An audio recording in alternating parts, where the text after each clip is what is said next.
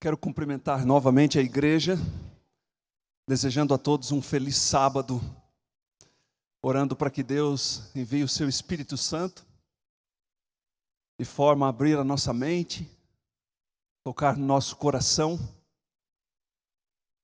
e assim crescermos no estudo da palavra, no testemunho, na convicção da fé que move a nossa existência até o grande dia da volta de Jesus. Eu não posso começar o sermão desta manhã sem transmitir o recado do pastor Elbert, que, como já foi falado aqui, é meu irmão, ou eu dele, uma vez que sou mais novo, e hoje ele está no Amazonas, coordenando os projetos de distribuição do livro, como vocês farão aqui em breve, e mandou um abraço a vocês, ligou ontem para saber se eu lembrava de mandar um abraço, então está dado um abraço gigante do pastor Elbert, que está desde alguns meses atrás como secretário associado na divisão sul-americana,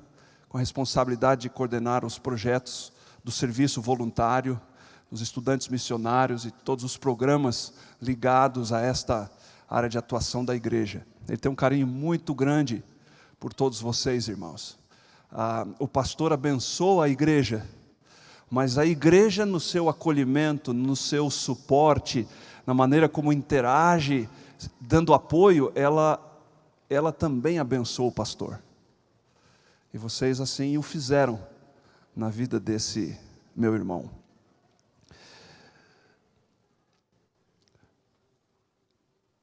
A Bíblia tem uma história muito conhecida, e eu quero começar a partir desse contexto. Havia um homem que possuía muitas riquezas, ele tinha fazendas e dinheiro, e um dia foi viajar. Ao se ausentar por um tempo, ele distribuiu posses, distribuiu recursos aos seus funcionários. Vocês lembram dessa história? Depois de um tempo, esse homem retornou, e quando voltou para falar com os seus funcionários, junto à propriedade que era sua, então foi verificar aquilo que tinha sido produzido, a multiplicação, o uso dos recursos dados. Lembram da história que ele deu 5 talentos para um, deu 2 para uma outra pessoa e deu 1 para um terceiro funcionário. E aquele que havia recebido 5, entregou 10.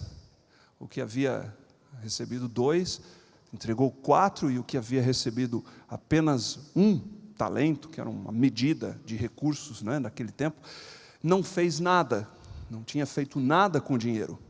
E ali tem um debate, e a história ela tem várias aplicações.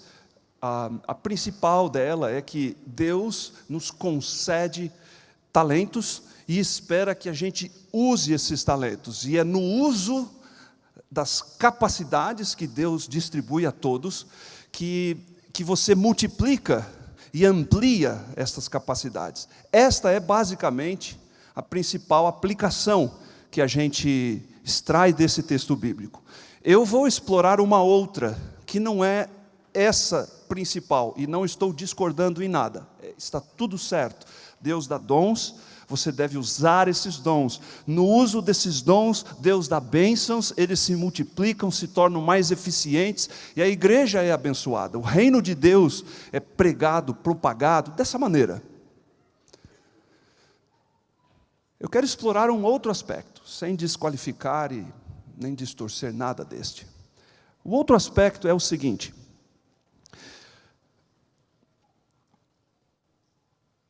a imagem que a gente possui de alguém ou de alguma coisa determina diretamente no comportamento, nas nossas atitudes do dia a dia. Quando a gente dá aula de filosofia de alguma coisa, Além de pastor, meu universo é o universo da comunicação. Então, quando a gente dá aula de filosofia da comunicação, sociologia da comunicação, as pessoas ficam incomodadas e até rotulam os filósofos e os pensadores de que eles são pessoas de um mundo abstrato, de um mundo que não faz sentido na vida prática, não é? Eu quero saber isso aplicado na prática. Então, eu vou dizer para vocês como que filosofia é na prática. Podemos dizer também como que teologia é na prática. Pense nessa frase. A imagem que você faz de alguém ou alguma coisa é algo do pensamento. Porque imagem, na essência, não é o que existe, mas é o que você enxerga. É isso que é imagem. Para uma determinada pessoa, ela olha uma marca, estou falando mesmo de mercado, e ao ver aquele símbolo, um logotipo, um sinal de uma empresa, ela enxerga descaso, enxerga falta de ética, enxerga abandono e assim por diante. Então, a imagem concreta, vamos dizer a cor, a forma, ela na verdade não é até que você dê um significado para aquilo na sua cabeça. E esse significado tem que ver com as relações que formam, que compõem a identidade, que você forma a imagem, e ao consolidar essa imagem ao longo do tempo, você cria a famosa reputação, que é a consolidação da imagem. Agora, quando você tem uma determinada imagem, que é esta coisa abstrata, que você forma, interpretando dentro da sua cabeça a partir das suas experiências, e isso pode ser super positivo, por exemplo. Quando eu penso na minha mãe, eu vejo uma mulher sorrindo, é o que eu vejo. Eu lembro da minha mãe, que chama Esther, eu penso em uma pessoa assim, que sempre que alguém bater lá na casa dela, ela vai abrir os braços e dizer: filhinho, você já comeu, filhinho? Vem comer aqui. Aí não tem nada, eles moram no sítio, tem lá uma polenta, um aipim. Mas essa é minha mãe, essa é a imagem que eu tenho dela. Olha o que aconteceu esses dias, há 15 dias atrás, eles têm 82 anos. Chegou um casal lá, 81 e 82, chegou um casal lá. Olá, dona Esther, tudo bem? Tudo bem? O senhor não está vendendo umas rodas de carreta velhas? Sabe essas pessoas que pegam rodas de carretas e põem como decoração nos sítios? Ah, talvez, ele está lá na horta. Mas posso ir no banheiro? Pode. Entrou no banheiro, entrou e saiu, subiu no quarto e roubou quase R$800 da aposentadoria dela. Quando terminou, aspas, de ir ao banheiro, ah, muito obrigado, a gente não quer mais. O marido tinha ficado do lado de fora com a criança, meu pai entretendo a criança, roubaram lá, malandros, né? Foram no sítio e roubaram. Primeira vez na vida que a minha mãe foi assaltada. 82 anos teve esse prêmio. Quando eu lembro dela, eu lembro dessa pessoa. Mesmo um mal intencionado que chega lá, ela vai dizer: filhinho, você... Veja, a imagem que você tem da pessoa, falando de filosofia, altera o seu comportamento. Porque se eu falar para o Dirley Menegus: você está passando pelo Rio Grande do Sul, Dirley? Ele vai dizer assim: estou passando, vou lá ver Dona Esther. E ele tem certeza que ele pode ir lá, que se ele for, ela vai dizer: vem cá, filhinho, tem uma cama, e lá em casa os filhos são tudo grande mesmo, a cama não tem guarda no pé, você pode deitar tranquilo, que não vai ficar apertado lá. Não é assim, Dirley? A imagem que ele tem diz assim, ó: se eu passar lá em Rolante, eu posso ir na casa da Dona Esther. Mas a imagem daquele terceiro empregado, voltando à história, era uma imagem distorcida. Porque eu não estou lendo esse texto, vou ler outros textos bíblicos, porque a imagem que ele possuía do proprietário da fazenda era de alguém, lembram o que ele diz lá? Eu sei que tu és duro, que tu colhes onde não planta, que és um servo mau, etc. Olha que imagem terrível. E olha que, observem que essa imagem, lembram que eu falei que a filosofia é abstrata, mas ela se materializa. A imagem que ele possuía do dono fez com que ele ficasse travado.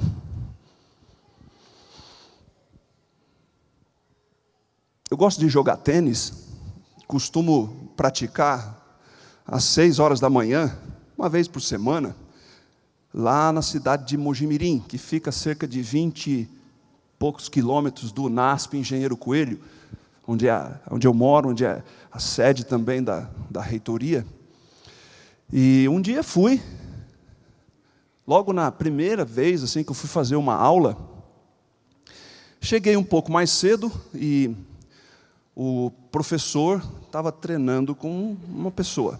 Eu sentei, botei minha raqueteira ali e fiquei olhando o treino.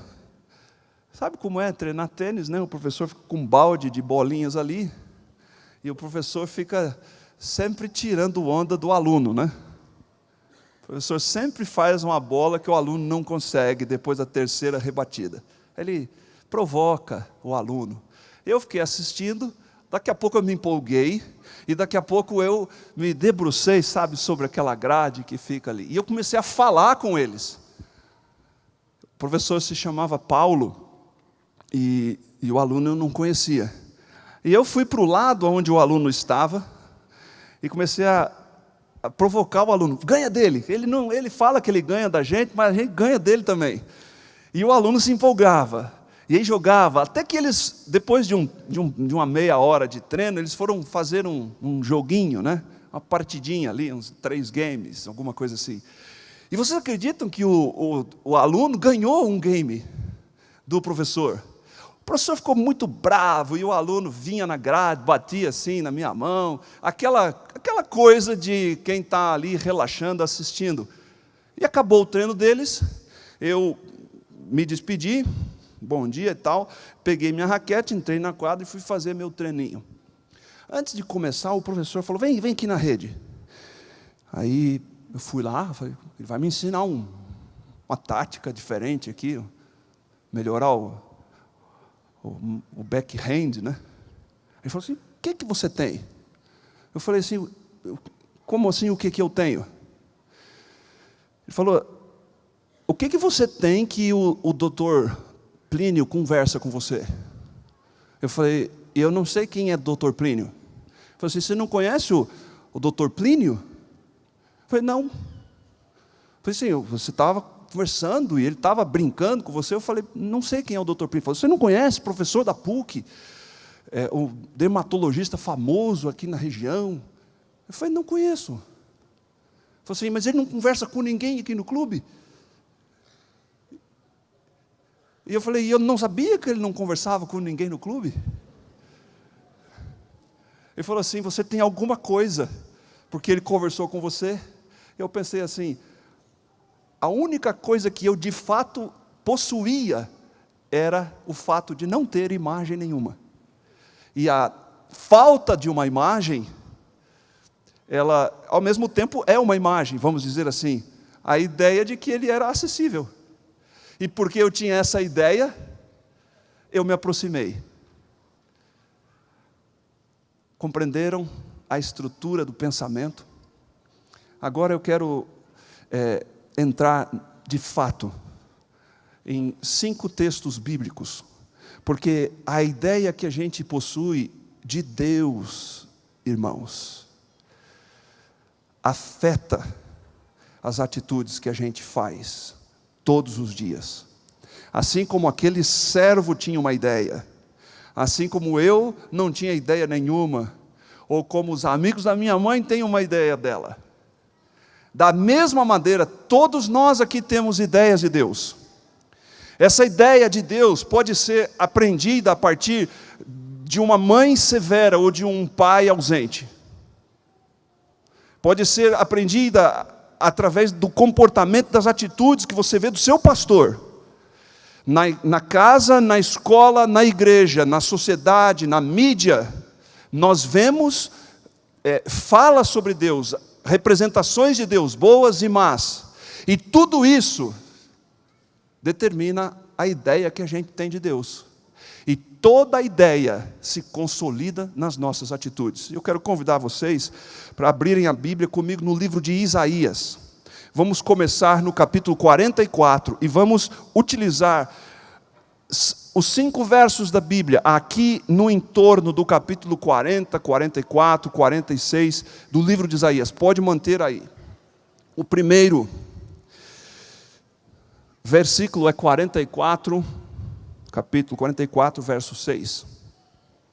Diz assim, antes de ler, só preste atenção, porque Isaías é mais ou menos, tem uma estrutura de texto que, em muitos lugares, o profeta Isaías, que escreveu todo o livro, mas ele usa a seguinte dinâmica. Ele fala, então ele começa, assim diz o Senhor. Quem está falando é o profeta Isaías. Assim diz o Senhor, tal, 2 pontos. E aí nesse momento é o próprio Deus que fala. Então nós vamos ler versos sempre nessa lógica. O profeta está falando, em alguns momentos é como se o profeta se ausentasse, e aí Deus que fala através do texto. Prestem atenção, o profeta está falando, olhem. Assim diz o Senhor, 44, verso 6. Rei de Israel, o Redentor de Israel, o Senhor dos exércitos. 2 pontos, agora Deus está falando. Eu sou o primeiro e eu sou o último. E além de mim, não há Deus. O primeiro atributo de Deus, para você formar uma imagem correta, é que Deus é autoexistente, irmãos.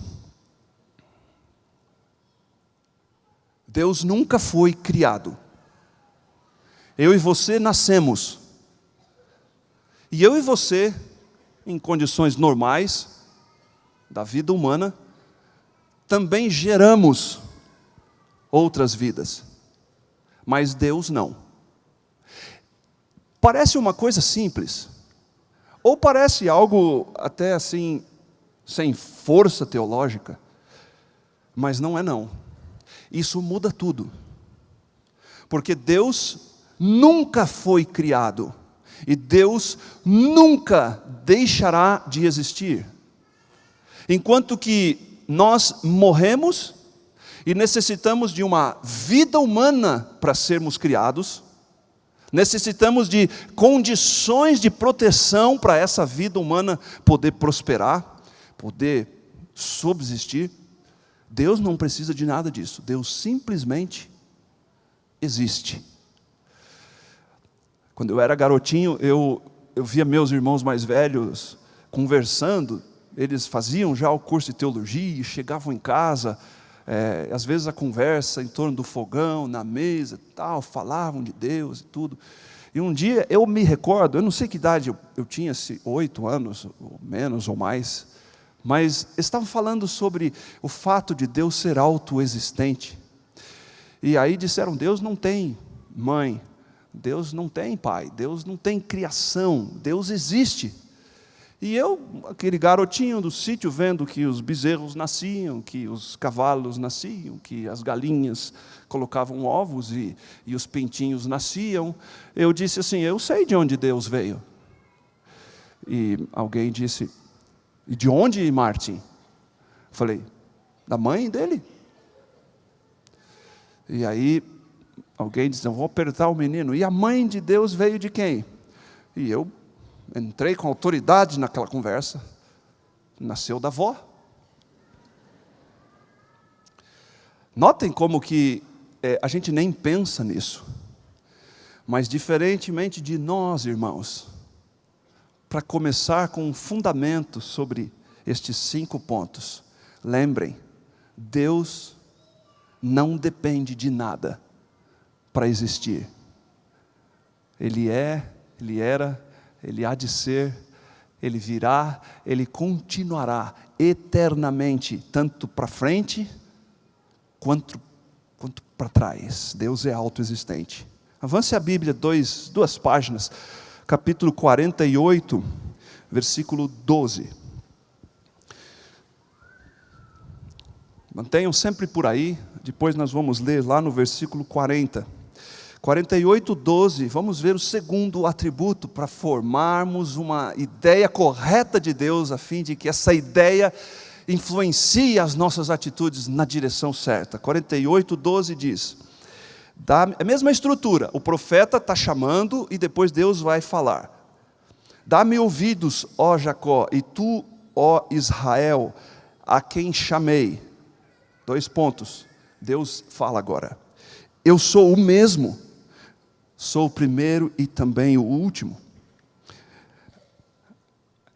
Aqui confirma essa ideia de que nada antes e nada depois, mas tem uma frase no meio do texto. Deus é o mesmo. Portanto, segunda característica de Deus, Ele é imutável. Deus não muda. Nós mudamos. Deus não muda. Isso é horrível da nossa parte. E isso é maravilhoso da parte de Deus. Bem como isso é bom da nossa parte e é horrível da parte de Deus. É um X contraditório. Como assim, pastor? O ser humano muda. Do ponto de vista negativo, a gente diz, vai lá em casa. E a resposta é, sim, eu vou lá. E a gente nunca vai. A gente assina um contrato e diz, vou pagar o aluguel em dia. Depois de 1 ano, a gente não paga em dia. Eu estou generalizando, nem pensando nem em mim, nem em vocês. No geral. Quando você vai comprar um apartamento, um carro, alguma coisa, e vai ter que dividir isso em prestações, você não basta dizer para o proprietário, para quem está vendendo, eu vou pagar. Porque ele não acredita que você não vai mudar essa promessa. Então você tem que fazer um contrato e ter garantias, fiadores, porque o ser humano muda. Por outro lado, é maravilhoso que Deus não muda, porque Deus disse, eu estenderei a mão para você. Você está cansado? Você está sobrecarregado, está fazendo algo exaustivamente, está carregando uma carga muito maior do que você consegue suportar, sobrecarga. Deus diz assim, eu te aliviarei. E Deus não muda. E isso é maravilhoso. Mas por outro lado, irmãos, o fato de nós mudarmos, uma vez que vivemos numa condição de total decadência, é uma bênção. Porque se a gente vive errante, em transgressão, fazendo o mal, um dia a gente ouve uma voz, e o Espírito Santo toca no nosso coração, e através do poder de Deus, a gente muda, e isso é maravilhoso, mas é terrível porque se Deus diz assim, você continuar fazendo mal, se você ignorar a minha voz, se hoje você endurecer o seu coração, eu não mudo, você vai ter essa consequência. Diferentemente de nós, o segundo aspecto desse estudo sobre Deus e como isso afeta a nossa vida é que Deus é imutável, irmãos. Deus não muda.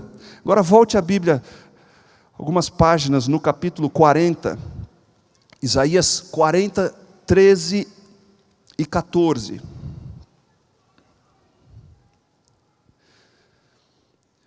A minha Bíblia tem um subtítulo ali, fala a sabedoria de Deus.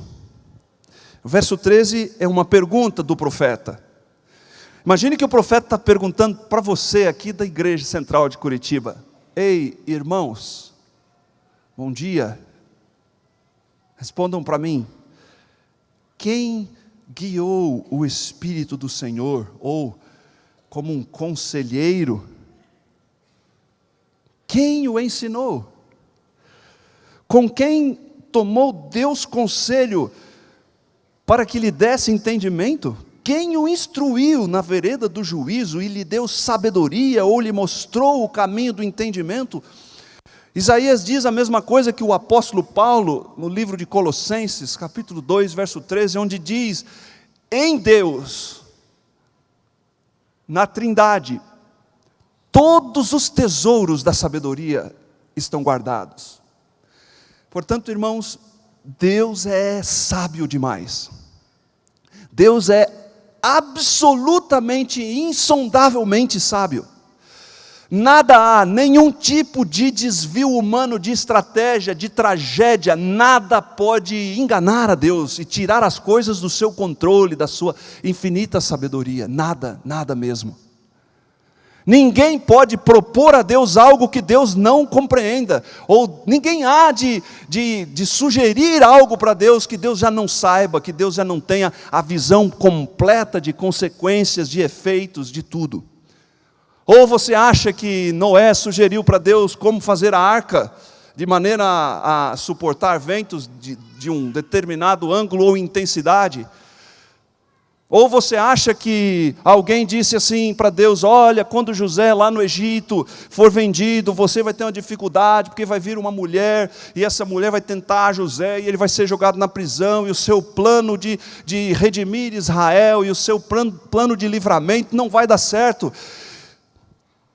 Notem na história de José, Satanás tentando quebrar a sabedoria de Deus, tentando mudar os projetos de Deus, tentando rasgar as plantas, os projetos e os planejamentos estratégicos da mente de Deus. Estou usando palavras aqui que a gente compreende.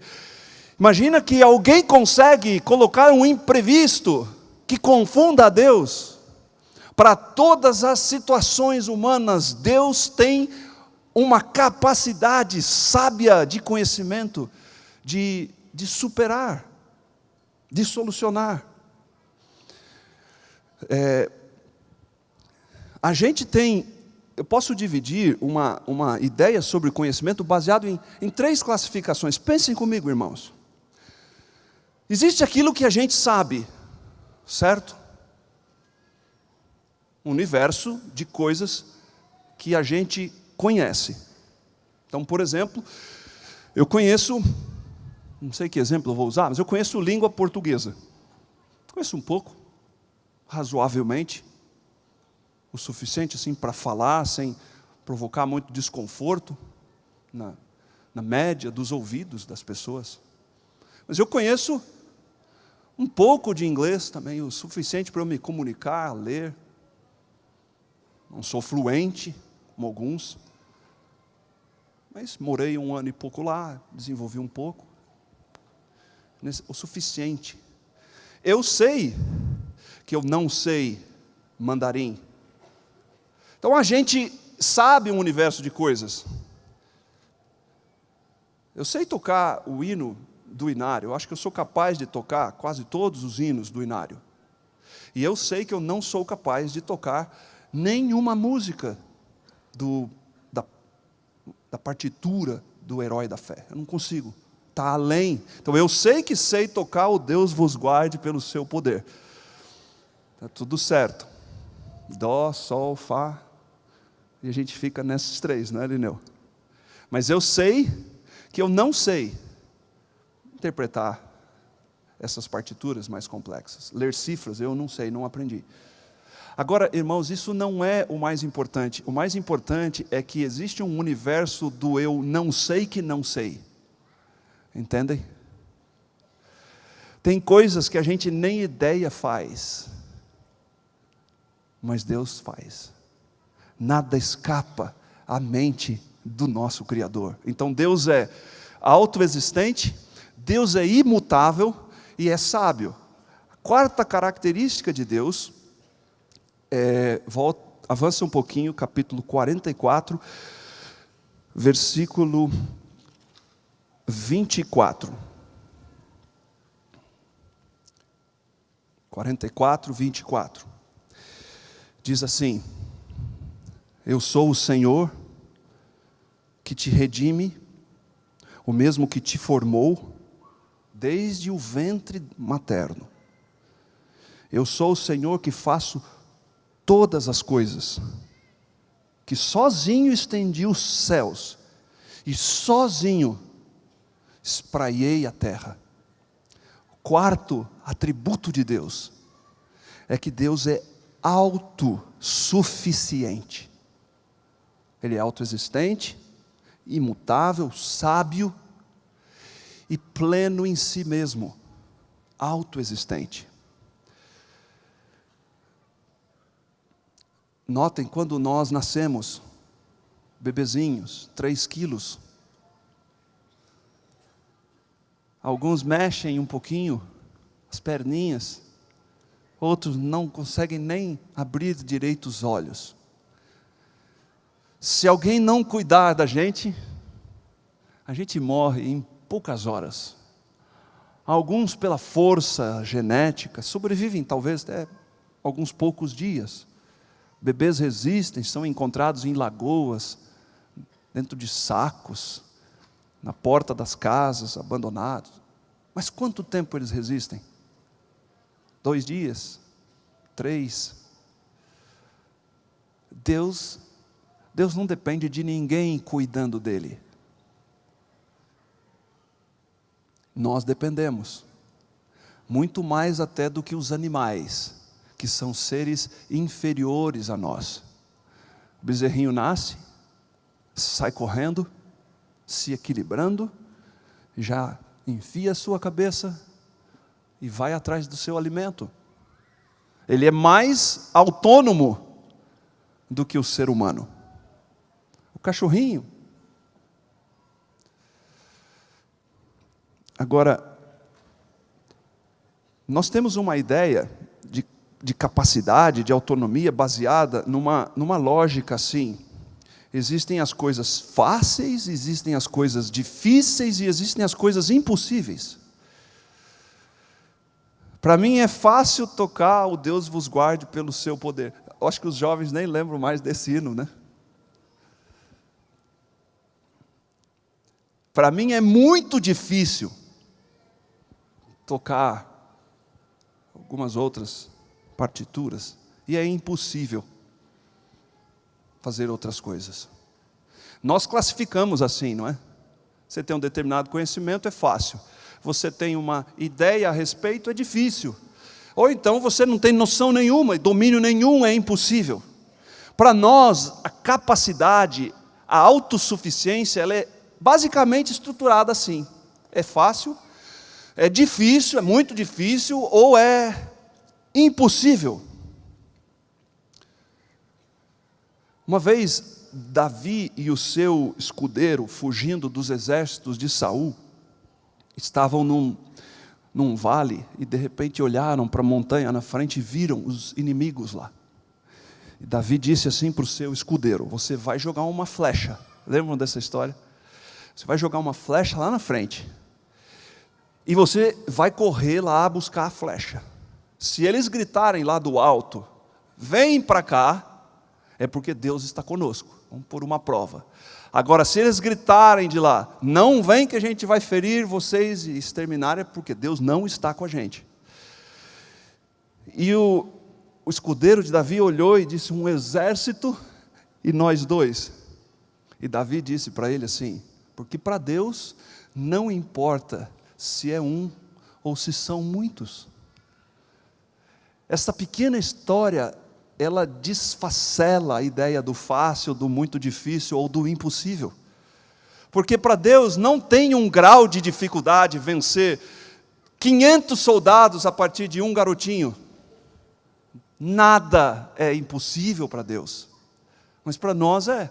A gente mede a força, a paridade de armas, né? Expressão jurídica. Eu tenho que ter paridade de armas. Se eu vou enfrentar um processo com um escritório de advocacia muito forte, eu tenho que ter um escritório de advocacia muito forte. Eu tenho que ter a paridade de armas. Agora, se é uma conciliação e não tem advogados envolvidos, nós podemos discutir entre as partes a paridade de armas. Entre Deus não existe isso. Deus não precisa enfrentar um exército com 500 homens contra 500 homens. Agora pensa numa coisa, meu irmão. Pensa que deve ter médicos aqui. Nós temos facilidades de tratar com certas doenças. Então, um filho de um pastor está com câncer. E amigo da gente, professor lá no NASP, e o câncer teve metástase de um órgão. A metástase está no pulmão e num outro lugar.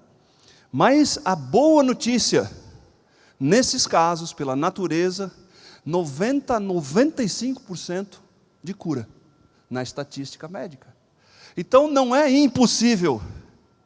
Mas para Deus, na essência, notem, eu estou construindo, restaurando em vocês nessa manhã a imagem correta de Deus.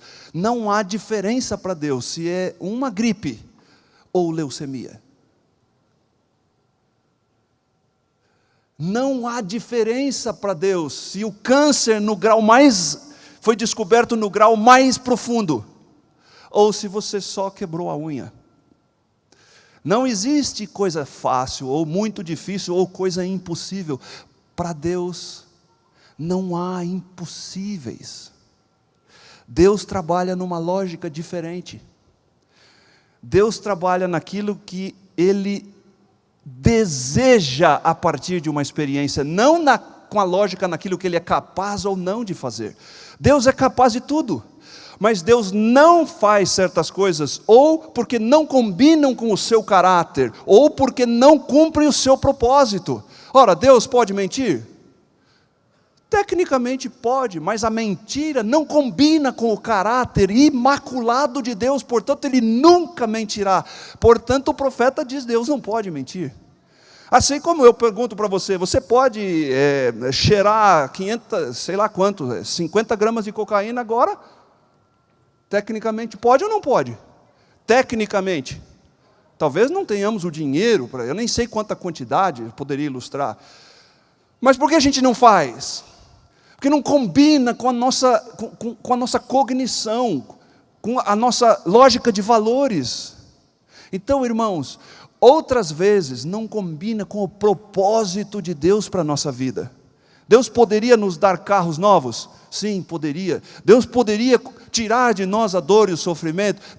Totalmente que sim. Mas Deus tem um propósito maior que se estende a partir da existência única terrestre de 70, 80 anos. Deus nos quer levar para a eternidade. Às vezes o sofrimento é o único meio que Deus tem de fazer com que criaturas rebeldes, resistentes, arrogantes, soberbas, se voltem para Ele. E Deus permite o sofrimento, não é que Ele não é capaz de evitar o sofrimento, porque aquele, na sabedoria do grande Maestro, é o único meio que vai tocar o seu coração. Mas Deus, sim, é pleno e capaz de todas as coisas. Por fim, irmãos, depois dessas 4 características, a autoexistência, imutabilidade, a sabedoria, a autossuficiência, a plenitude de Deus, a soberania de Deus, eu só posso exclamar, Deus é incomparável. Volte a Bíblia em Isaías 40 para lermos o último verso desta manhã. Capítulo 40, versículos 15 até o 18.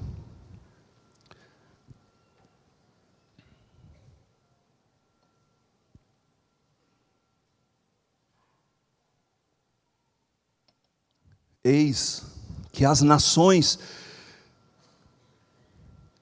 são consideradas por Deus como um pingo que cai de um balde, como um grão de pó na balança.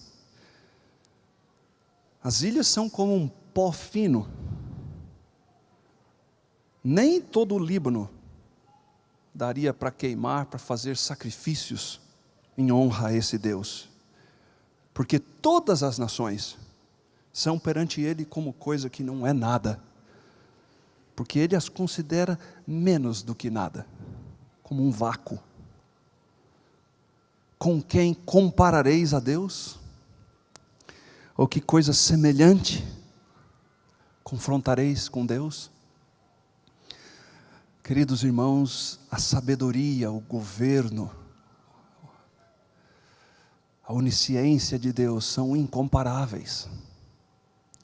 Se a gente reunir toda a grandeza humana, toda a riqueza humana, todo o poder humano, todo, Deus olha e diz assim, é como uma poeira, um grão de areia na balança. é como uma gota que cai de um balde. Mas para entender a comparação que Deus fez, a gente pode ir no detalhe. Pensa que você foi na feira e comprou batata ou cebola ou cenoura, produto que é extraído da terra. E você pesou no balcão. E ao pagar, se dirige ao gerente em protesto, dizendo: vocês me roubaram, porque quando eu coloquei as batatas na balança, um grão que foi pesado e foi incluído no preço, ficou sobre a balança. E vocês sofrerão um processo por me furtarem um grão de areia na balança. Se houvesse uma balança capaz de pesar um grão, quanto ele valeria na proporção de 1 quilo de batatas? Assim Deus olha para o universo, olha para as Nações Unidas, olha para os maiores países, para o seu conjunto bélico, para a sua capacidade de engenharia, para a sua inteligência estratégica. Deus olha para tudo e diz: eu é que sou incomparável, vocês não são nada. Agora eu quero fazer uma pergunta final. Qual é o tamanho do seu problema? Comparado com a grandeza de Deus? Por que você está resistindo dirigir a sua vida à luz dos seus próprios olhos e não entrega a sua vida a Deus? Você acha que Deus não está vendo? Você acha que Deus esqueceu de você? Qual é o tamanho da sua crise diante da capacidade desse Deus? Mas como eu falei no começo, e trago agora para o fim, que imagem você tem de Deus? De um pai severo? De alguém vingativo? De um ser indiferente que não enxerga o seu sofrimento? Qual é a imagem que você tem de Deus? E o que essa eventual imagem tem se transformado para você? Por causa daquilo que você eventualmente imagina de Deus, você está vivendo para dentro, com o coração fechado? Pense no poder de Deus. Pense no amor de Deus. Deus não existe senão para um único propósito neste mundo: insistir incansavelmente para demonstrar o seu amor para nós. Para isso Deus veio, para isso Deus enviou os seus profetas, para isso Deus revelou a sua mensagem, para isso Deus nos deixou o Espírito Santo, para todos os dias nos lembrar de que Ele é um Pai de amor. Nós teremos agora um batismo aqui na igreja. Eu quero convidar o pastor, quero convidar a Antonieta Batista, depois o Darcy de Carvalho Borges, e na sequência a Janaína Silva Borges.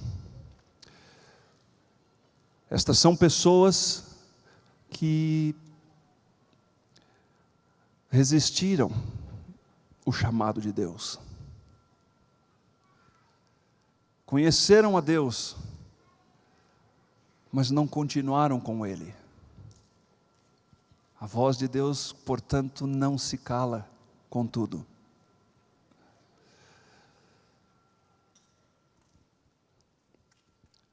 Eu falei para Janaína, para Antonieta, que está entrando aqui, para o perdão dos pecados, uma nova vida. Porque Deus é amor, nele confia, e ela ficava me olhando. E eu vi que ela não conseguiu nem responder. O olho encheu de lágrima. Que bom, Dona Antonieta, que a senhora tomou essa decisão. Que bom que a senhora ouviu o apelo do Espírito. Deus tomará o controle da sua vida e a guiará com poder, sabedoria e um amor incondicional.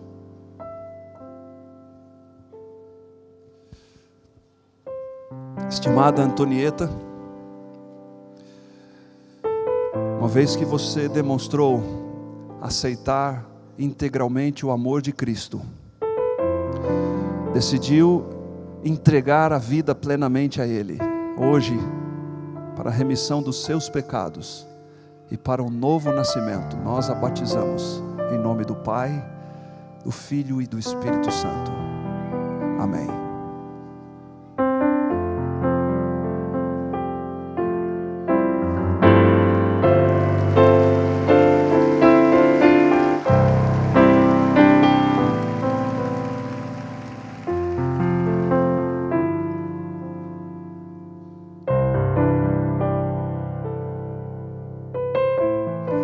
Quero convidar para que entrem no tanque aqui o Darcy e a Janaína. Irmãos, nada foge o controle de Deus, nada. Olha que história. O Darcy é filho de adventistas. Seu pai foi um comportor.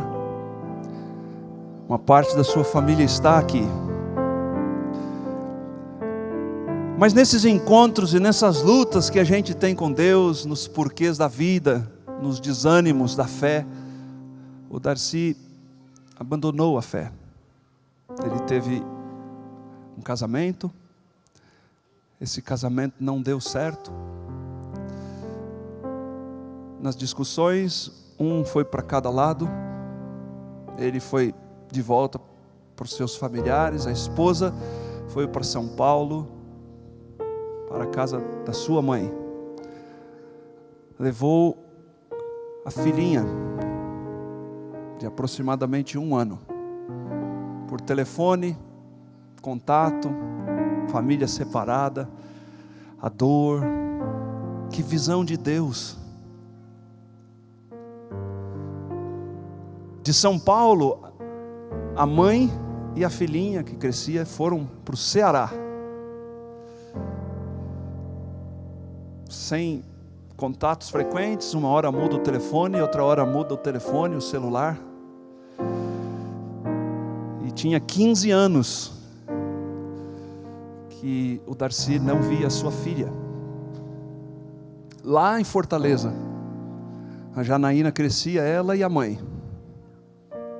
Não frequentavam igreja nenhuma. Eu falei para ela ali atrás, ela tinha falta de algo que ela nem conhecia, um vazio. Ela disse que de vez em quando a Novo Tempo ficava ligada lá, ouvia algumas músicas. E num tempo mais recente ela começou a brigar com Deus, não foi, Janaína? Num comportamento de quem não tinha muita fé. Na verdade, pelo contrário, era cética, tinha dúvidas. Mas a Janaína disse um dia que pediu a Deus uma única prova, uma única manifestação. Naquela semana, um outro filho do Darcy, que também buscava a família, encontrou a Janaína pelo Facebook. Isso não é a prova de que Deus tem o controle de todas as coisas, mesmo as impossíveis, irmãos? Se contactaram, a Janaína veio de Fortaleza, passou a viver com o pai, e aqui sentados atrás, eles estavam de mãos dadas, como duas pessoas assim, que querem muito estar próximas mesmo. Hoje se rebatiza o pai e se batiza a filha. E sabe o que mais? A família está em processo de unidade novamente. E a mãe da Janadina já expressou o desejo de também viver nos caminhos de Deus. Irmãos, Deus é o Deus do impossível. É o Deus incomparável. Hoje, nós estamos felizes com o batismo de vocês. Quem vai se batizar primeiro, pastor?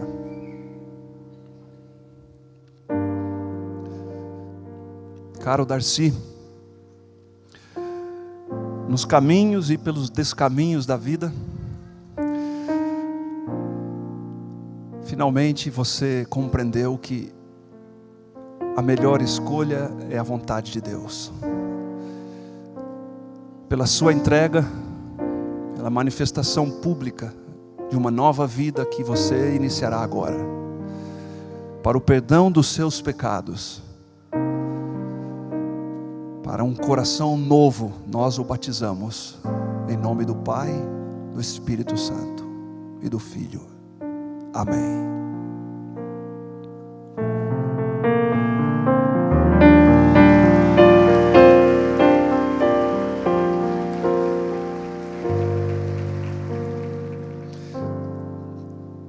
Querida Janaína, você que demonstra essa convicção de alguém que não desiste de Deus, que quer ter a certeza, você encontrou uma resposta. A nova vida que você inicia hoje será a experiência do perdão, a experiência da família, e vocês vão começar hoje a construir aqui neste mundo um pedacinho da vida eterna. Desta forma, para um novo nascimento, nós a batizamos em nome do Pai, do Filho e do Espírito Santo. Amém.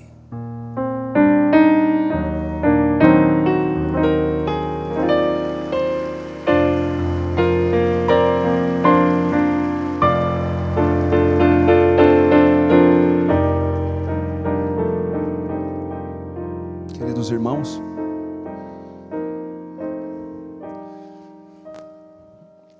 é inevitável que eu faça um apelo hoje.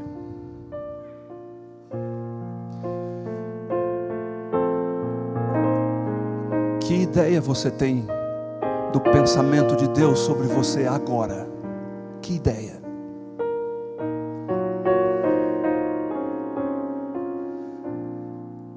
O amor de Deus é insondável, do ponto de vista do conhecimento pleno. Mas o amor de Deus é plenamente acessível do ponto de vista de uma experiência. Eu quero dizer para você, não há impossível para Deus. Não há. Não há grau de dificuldade para Deus. Não há. Eu pedi ao Lineu para tocar uma música, e eu pedi ao Gabriel que cantasse uma música. Enquanto eles tocam e cantam, Deus está dando uma oportunidade a você. Se você ouvir a voz, não resista. Vem até a frente. Eu vou orar. E Deus vai começar hoje uma nova transformação para uma nova vida. Se ouvir a voz de Deus enquanto o Gabriel canta, não resista. Aceite o seu chamado. Venha à frente.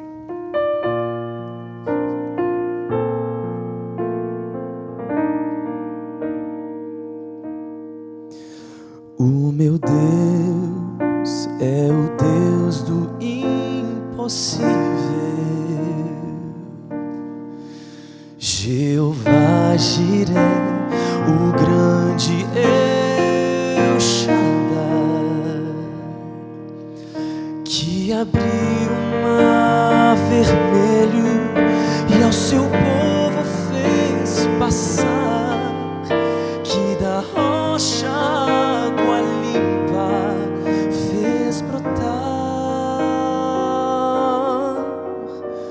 O meu Deus é o Deus do impossível,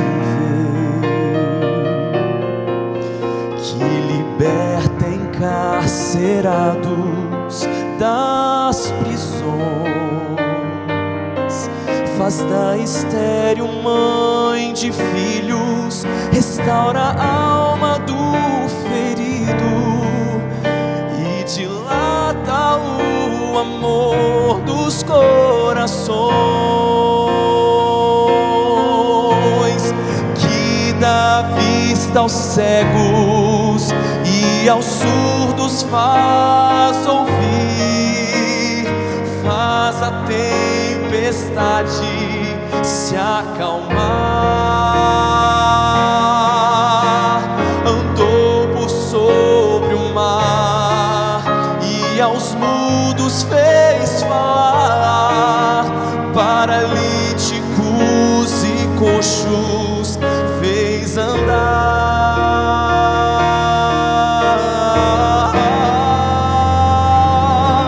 O meu Deus é o Deus do impossível,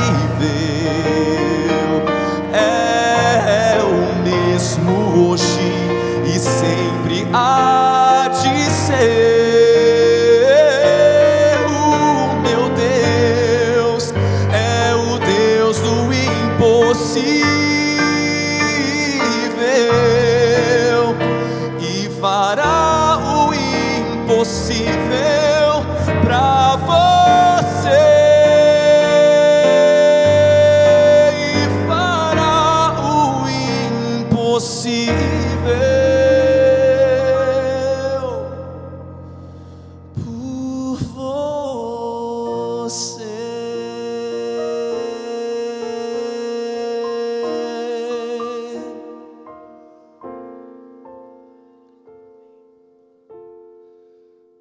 Fiquemos todos em pé para a oração final.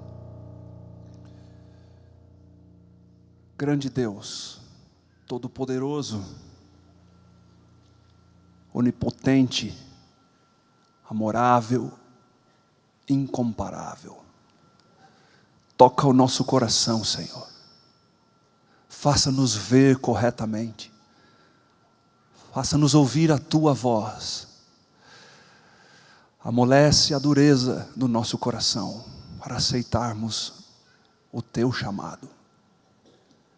O Senhor sabe e nós também. Mas nós queremos lutar contra a força que nos segura. E nós queremos nos entregar completamente em Tuas mãos, Pai. Oramos para que o Senhor conserve esse desejo, que agora se manifesta e aquece e inspira a nossa vida. E não deixa a chama morrer amanhã, Senhor. Dá-nos o poder do Espírito, para olhando pela fé vermos o invisível, até aquele dia da Tua volta. Abençoe esta igreja, cada um dos que estamos aqui. Em nome de Jesus oramos e agradecemos. Amém, Senhor.